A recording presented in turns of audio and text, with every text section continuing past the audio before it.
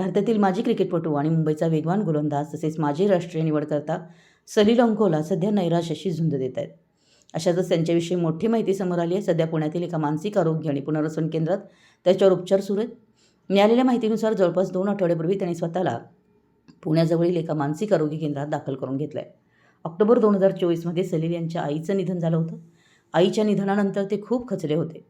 हे दुःख त्यांना पचवता येत नव्हतं आणि हळूहळू त्यांची मानसिक स्थिती खालावू लागली.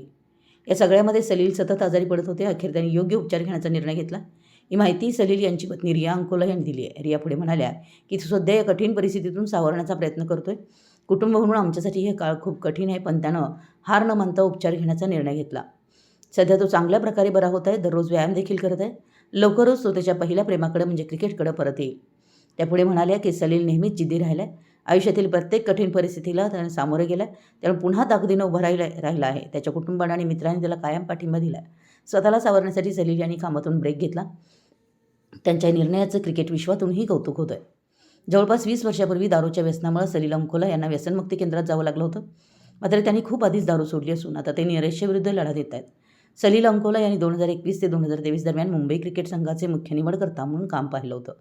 त्यानंतर जानेवारी 2023 ते ऑगस्ट 24 या काळात ते भारतीय क्रिकेट संघाचे राष्ट्रीय निवडकर्ते देखील होते.